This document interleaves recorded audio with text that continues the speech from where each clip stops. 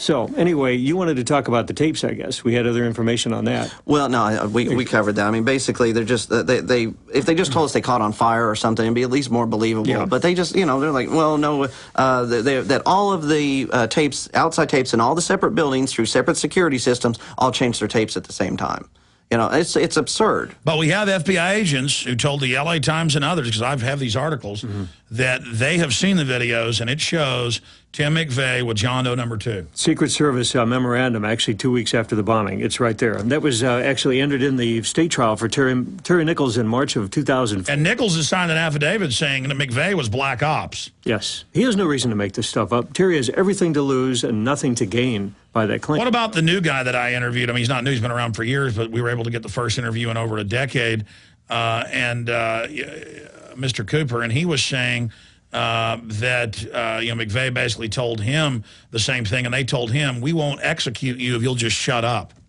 David Paul Hammer. Hammer, not Cooper. Yeah, that's all right. There's some very good information to support that. Again, David has some solid info, and Wendy has been able to corroborate a lot of that. Yeah, and Chris was actually able to go out and scout some locations that was talked about in the book that there's no way that David Paul Hammer would have knowledge of that unless someone that was there, told him about it. If I may preface this, Alex, before I decided to really jump feet first into this project, I took, in fact, Devin was with me, and we had a small film crew. We literally toured 5 miles around the crime scene, and we're trying to piece all of the stuff from the official story together. Didn't make any sense. Then we went back to what the committee had gathered in their 572-page report. The Oklahoma's Bombing Investigation Committee. OKCbombing.net, if you don't mind, we'll plug. Yeah, led by Charles Key. Unbelievable. State rep. So we went through that book over a matter of about 4 weeks, and we're looking at all of these locations, and we're literally painting a mosaic of, yes, this does make sense. Physically, these guys, the 12 perps and the additional 6, that may or may have not known that they were working for the government in various capacities, they were at these locations, and it was at least 4 different groups working together in concert to make this thing go off. It wasn't 2 lone nuts driving a Anfo truck in front of the Murrah building. And it's ludicrous. How long would it take, 30 minutes or more for them to drive from that park in Kansas to the location in Oklahoma City? And by that point, the ammonium nitrate fuel oil mixture goes inert. Yeah. They would have to stop along the way and remixed it. The Arabs, these 3,000 plus brought in by George Bush Sr., and then a couple thousand by Clinton, the media investigating them, claiming that they were connected in with some of these other people. From your deep research, is that a red herring? Because that looks like classic government ops where they just have all sorts of other operations coming in at the same time to create a fog of war. Yes, it is. And there were actually stunt doubles of McVeigh that we know of. There were 2 teams that carried this thing off. One to actually do the dirty deed, and then, of course, McVeigh and his useful idiots to take the fall. There were many concentric circles in play.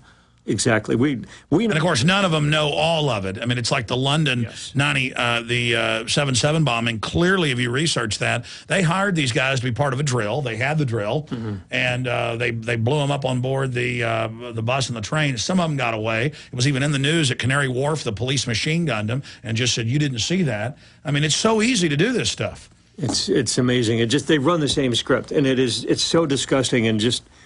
It's appalling to see how they pull this off. But continuing with the concentric team, sorry. We have basically the 2 teams downtown. There were at least 12 individuals. They were sighted as early as 6 o'clock that morning, actually jogging the route, the escape routes that they were going to take. Well, at the same time, the Oklahoma bomb squad is at the courthouse across from the Murrah building, looking for explosives, and they never found any there. That's his reports, eyewitness reports, saying that as early as, 6 a.m.? 6:15 a.m. There was the Oklahoma County Sheriff's Department and the ATF actually doing a roadblock, a bottleneck 10 blocks away, checking vehicles for incendiary devices. And what about the head of the FBI anti-terrorism crew lying and saying he was in Dallas and then got a flight, but then later it was proven, credit card receipts, he was there days before? Danny Colson drove up at least 18 hours before. The credit card receipts at the Embassy Suites does corroborate that. So we're not quite sure why he chose to, as they say, distort the truth, but that's his deal. So the credibility, it was gone. I can't believe anything he says.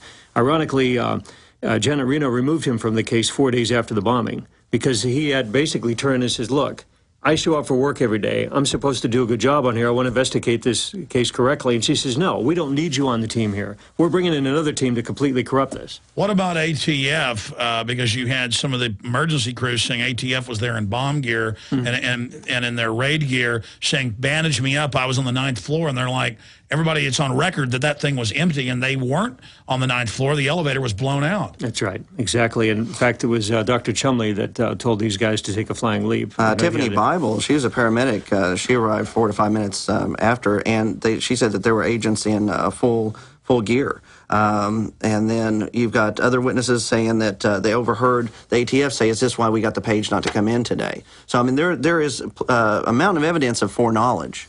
The FBI evacuation of the building, a separate building that morning. And it's because a very small part of the government's involved with foreign black ops and others that this does come out. People always say, well, this stuff would come out if it was real. It did come out. Yes, and in fact, it's out in full view right now, and that's why we're able to assemble all of the information.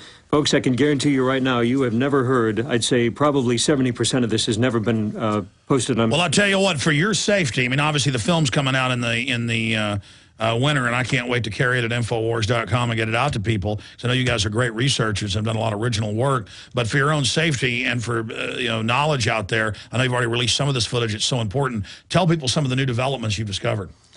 We have over 10 hours of footage that hasn't been seen by the general public before, and over 1,000 photographs. We've got excellent footage of the crater.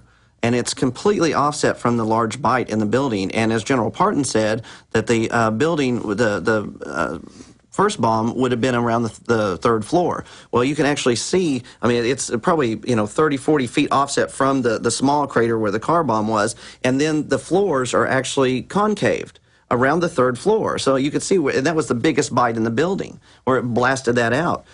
You had people said that they heard what sounded like a rifle shot, a high-powered rifle shot, which is, it works the same way with C4. It wouldn't have been as loud of an explosion.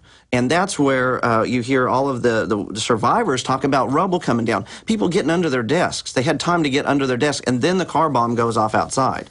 The bus tilts twice. Yes, twice, 6 blocks away. 14 people were in that building, had enough wherewithal, the cognitive ability to take cover. That simply wouldn't have happened if they would have been hit. And you see the repeat with the feds. They love to have their diversion, the plane flies in, then the buildings blow up, and then no one notices the 47-story building not hit that falls in perfectly. We interview the guy who was the deputy head of emergency management. He says, yeah, there were bodies.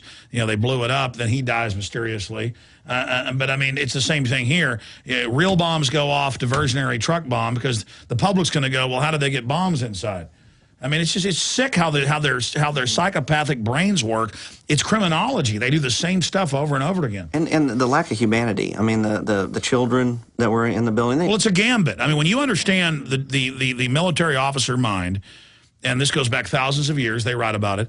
Let's say you're Alexander the Great or you're Julius Caesar or somebody else. If you send out a detachment of, say, 50 guys into a valley where an army is at, but you want to draw them out and see their numbers, your 50 guys are going to get cut off and killed. But now your argument is that'll save 100,000 of your main army because now you've gotten that intel. The ends justify the means. And so the ends justifies the means, the noble lie. And so America needs to take over. The Arabs are dangerous. We're going to blow these buildings. And we need a Pearl Harbor level event, as the PNAC document said by the vice president, to get this done. And it's the same thing, Oklahoma City. They've got their collectivist world government. All these states were moving to get out of the UN and to declare the 10th Amendment.